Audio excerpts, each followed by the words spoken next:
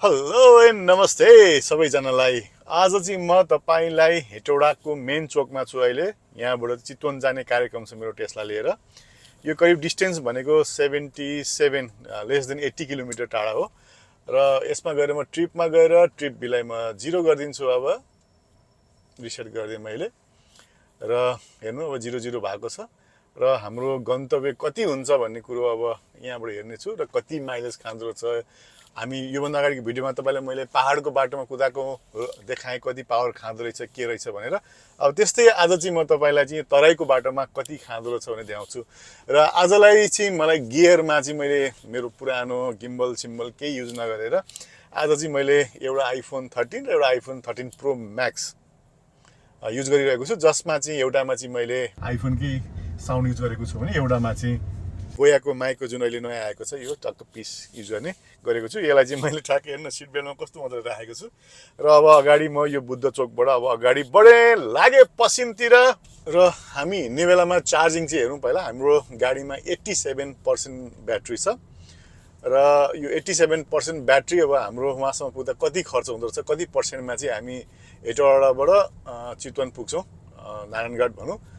अब यही अनुसारले हामी अघि बढेका छौँ र मैले अघि नै ट्रिप पनि सेट गरिसकेको छु। हाम्रो अब लगभग 1 किलोमिटर अब हामी गइसक्यौँ र अहिले हाम्रो चाहिँ स्टार्टिङमा चाहिँ हाम्रो पावर खप्प चाहिँ एकदम ठिक छ। 165 वाट आवर खाएको छ। यस्तै खायो भने त गाडीले दिनुपर्ने माइलेज धेरै दिन्छ। तर अन एन एभरेजमा हेर्नुहुन्छ भने तपाईँको 240 वाट आवर खाइरहेको छ। त्यस्तै माथि हेर्नुहुन्छ र अहिले 326 वाट खाइरहेको थियो होइन करेन्ट ट्रिपमा। यस्तो हो भने चाहिँ गाह्रो हुन्छ। हेर्नुहोस् अहिले चाहिँ अब हाम्रो हेटौडाबाट अगाडि बढ्ने काम सुरु भइसकेको छ। हामीले यदि हेटौडा कोही आउनु भएको छ भने पूर्व पश्चिम राजमार्गमा एउटा पुल आउँछ, खोला आउँछ, कस्तो राम्रो सङ्लो पानी बग्छ त्यहाँ, एकदमै मनपर्छ त्यो मलाई।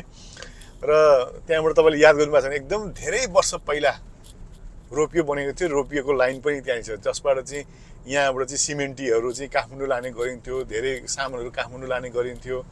त्यो सिस्टम चाहिँ अब खत्तमै भइसकेको छ।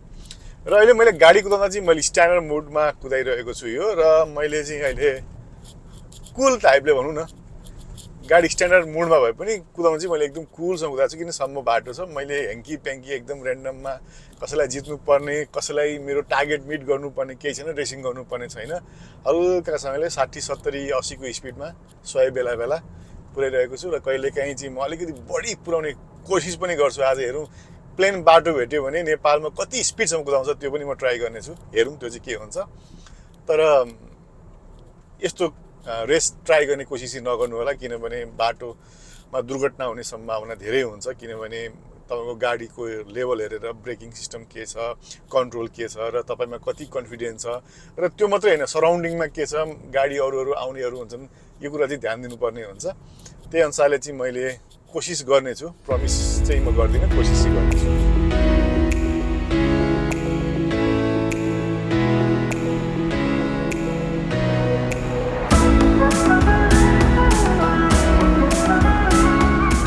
जस्ट बिजुली गाडी दौडाइरहँदा चाहिँ यहाँ हामीले टाटाको चार्जिङ, टाटाको पनि देख्यौँ यहाँनिर।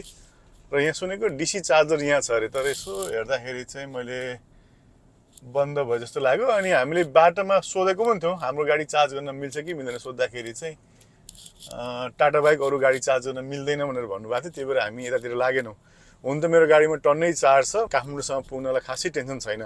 यो चाहिँ खास गरी चाहिँ अब टाटा नेक्सनको रेन्ज पनि अलिक कम्ती छ। त्यसमा पनि तपाईँको जस्तो 300 कति भनेको छ। अब यहाँबाट काठमाडौँ जानु पऱ्यो भने धेरै टाढा पनि छ र त्यो रेन्ज पनि लगभग 300 त कहिले पनि दिँदैन। आखिर जुन यही गाडीले पनि दिँदैन भने त्यसले त झन् मेरो चाहिँ 200 भन्दा बढी दिँदैन होला। त्यसले गर्दाखेरि चाहिँ टाटालाई बिचबिचमा चाहिँ टाटाको नेक्सनलाई चाहिँ बिचमा डिसी चार्जर एकदम जरुरी छ। किनभने नर्मल चार्जरबाट चार्ज गऱ्यो भने धेरै टाइम लाग्छ र टाटाले चाहिँ ठाउँ ठाउँमा डिसी चार्जर पनि राखिदिएको छ। उसले यो सोचेरै राखेको हो कि किनभने आफ्नो ग्राहकलाई सुविधा होस् भनेर डिसीबाट फास्ट चार्जिङ हुन्छ अनि एकछिन रोकेर भए पनि चार्ज गरेर मान्छेहरू गाडी लिएर पूर्व पश्चिमसम्म हिँडुन् भनेर चाहिँ यो राखेको छ। र मैले सुनेको 116 ठाउँमा चाहिँ उसको चार्जिङ छ, तर 16वटा ठाउँमा मात्रै डिसी चार्जर छ, अरू बाँकीमा चाहिँ सबै एसी चार्जर।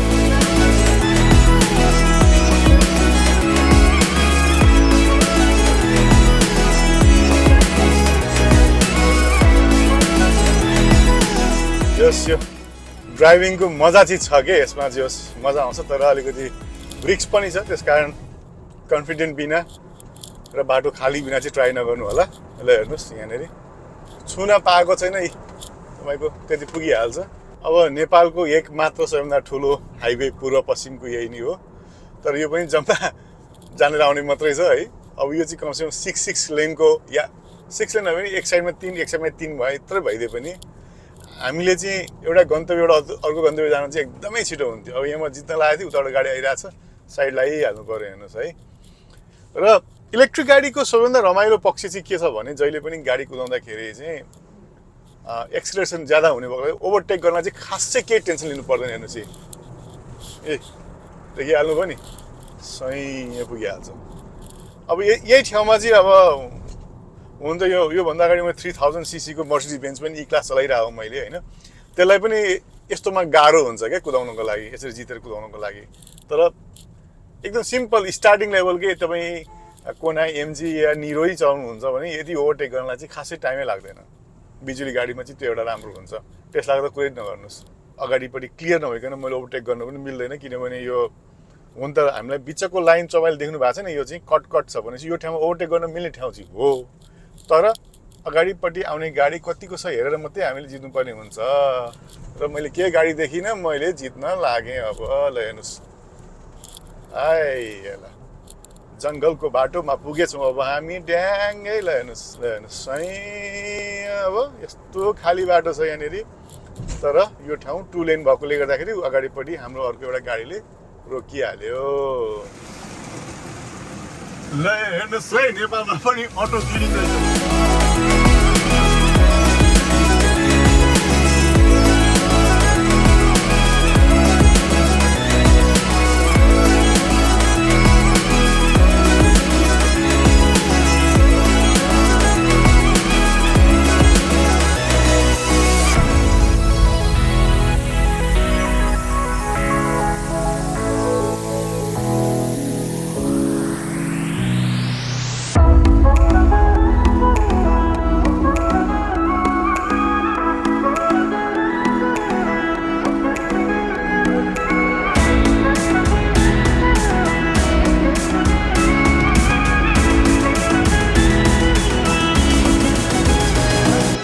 राम्रो बाटो यो मनहरी पछिको यो चट्ट हेर्दाखेरि रमाइलो लाग्छ, ग्रिनेरी यहाँनिर है। बाटो पनि जस्ट प्लेन भएर पनि राम्रो छ, बाटो सानो भए पनि कहीँ रोड मार्किङ छ कहीँ छैन, अनि जस्ट बाटोमा जस्ट ड्राइभ गर्न चाहिँ एकदम कम्फोर्टेबल बाटो छ यो।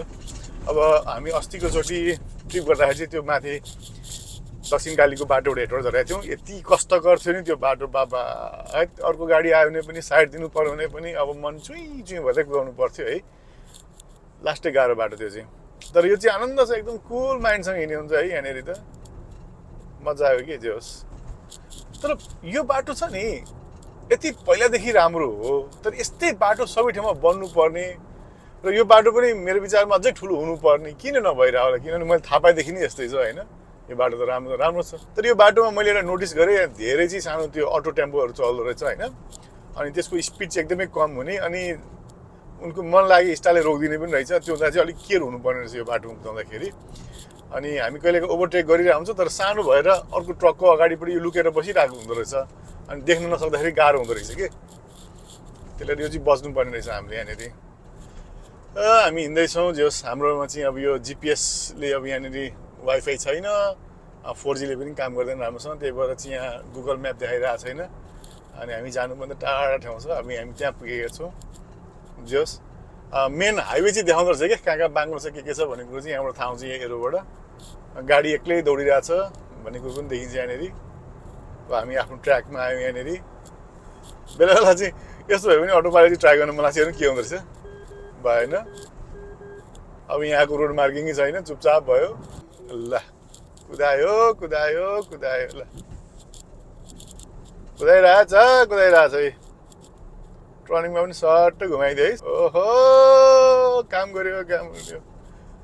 तर डर लाग्दो रहेछ क्या यसले गरे पनि। अगाडि स्कुटर आयो यसले, अनि मलाई यहाँ हेन्डल समात भनिहाल्यो क्या, आफै स्लो भयो ए। त्यसको स्पिडमा त हामी कुद्न सक्दैनौँ। अब मैले के गर्नु पऱ्यो, अटो पाइलटलाई बन्द गरेर आफै हिँड्नु पऱ्यो। जस रोड मार्किङ भयो भने चाहिँ मजाले गरिहाल्नु रहेछ।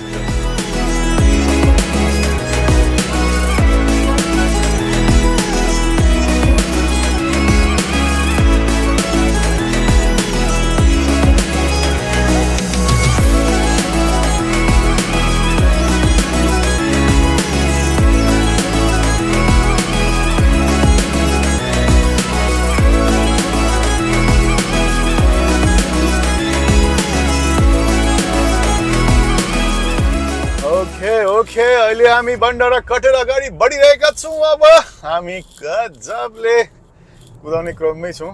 खास एक्साइटेड भएको पनि होइन म, खास यो हुन्छ नि।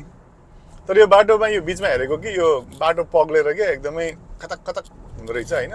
त्यही भएर अलिकति स्पिड कुदाउनु पनि गाह्रो। 140-50 त त्यसै पनि पुगिसकेको थियो अघि बाटोमा, तर गाडी चाहिँ यस्तो यस्तो भएको कि बाटो बिग्रेकोले गर्दाखेरि। अब अहिले हाम्रो ब्याट्री 71% छ। 16% ब्याट्री खपत भएर हामी यहाँ बढ्यौँ, जसमा चाहिँ हामी 50 किलोमिटर 16%मा हिँड्नेछौँ हामी।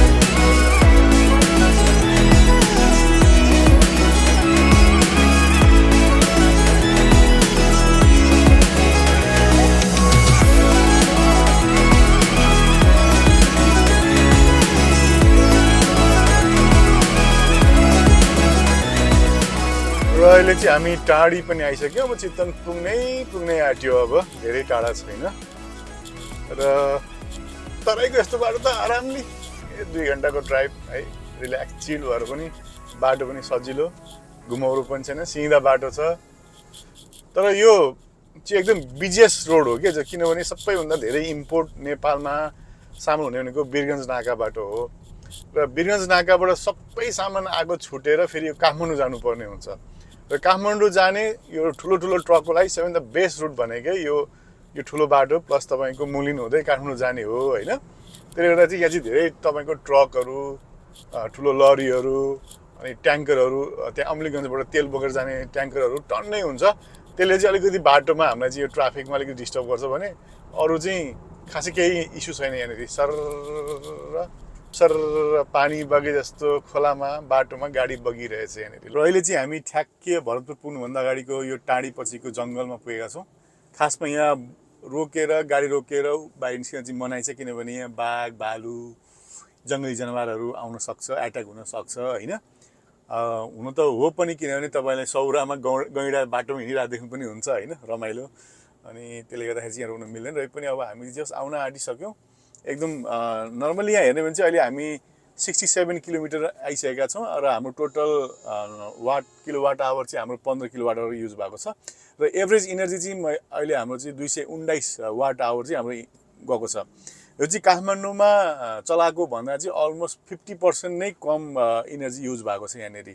भनेपछि यसले के देखाउँछ भने जुन हामी काठमाडौँ कुदाउँदा खासै धेरै यो ब्याट्री दिइरहेको हुँदैन, तर तराईमा आएपछि दिँदो रहेछ। यो पनि ठ्याक्कै यो पेट्रोल गाडीहरू जस्तै नै रहेछ भन्ने कुरो अब म बिस्तारै बुझ्दैछु क्या। पहिलामा चाहिँ ला किन दिएन है, यसले 400 भनेपछि 400 दिनुपर्ने, यसले 300 भनेपछि 300 दिनुपर्ने, किन दिँदैन भनेको कारण चाहिँ यो रहेछ। हामीले कुदाउँदा कसरी कुदाउँछौँ, बाटोमा कसरी कुद्छ, कसरी रिजेनेरेसन हुन्छ भन्ने कुराले हो।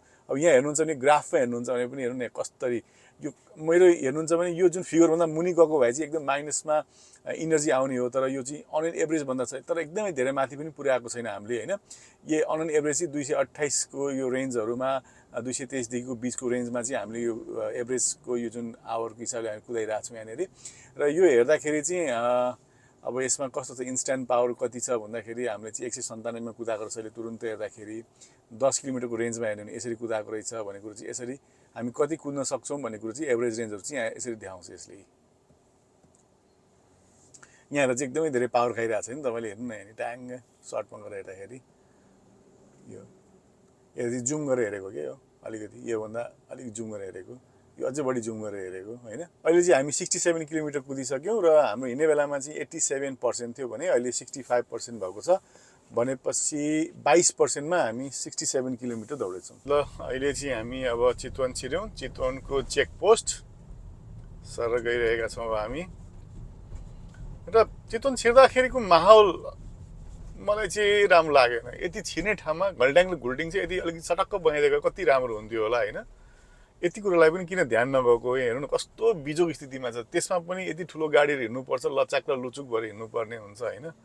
अब यो कसको पार्टमा पर्ने हो, कसले बनाइदिने हो भन्ने कुरो बुझ्न चाहिँ गाह्रो छ यहाँनिर। ल यो कसले चिटिक्क राम्रो बनाउँछ होला भनेको बन्न त बन्ने रहेछ होइन, तर कहिले बन्छ थाहा छैन हेर्नु न। तर यो बन्ने कुराले गर्दाले साइडको रोड चाहिँ सर्भिस रोड चाहिँ यस्तो खत्तम छ हेर्नु न, यहाँ कच्चा कुरा घुचो परेर हैरानै हुँदो रहेछ, पापा नसकिने बोल्दा। तर यसो हेरेको यो ठाउँ चाहिँ खत्रै बन्ला जस्तो रहेछ है, एकदमै बिचमा बाटो ठुलो। अब यो हुन त यो एसियन हाइवेमा पनि पर्छ, त्यसको काम फटाफट भइरहेको छ। ड्याङडुङ सब रुखसुख काटेर ड्याङै पारेर पुरै बाटो। र फाइनल्ली हामीले चाहिँ हाम्रो गन्तव्य पुरा गरेका छौँ। अब 77 किलोमिटर भनेको थियो त्यहाँ बोर्डमा त, तर त्यो मेरो चाहिँ पुलसम्म पुग्दा होला। यो चाहिँ अहिले ठ्याक्कै भापुरी रोयल सेन्चुरीको ठ्याक्कै होटलको अगाडि आइपुगेको छौँ। यहाँसम्म अन्त चाहिँ 75 किलोमिटर भयो, 16 किलोवाट आवर ब्याट्री खपत भयो र 219 वाट आवर एभरेजमा हाम्रो खत्तम भएको छ। र हामी निस्किँदाखेरि 12 बजेको थियो र हामी 2 बजे यहाँ आइपुगेका छौँ।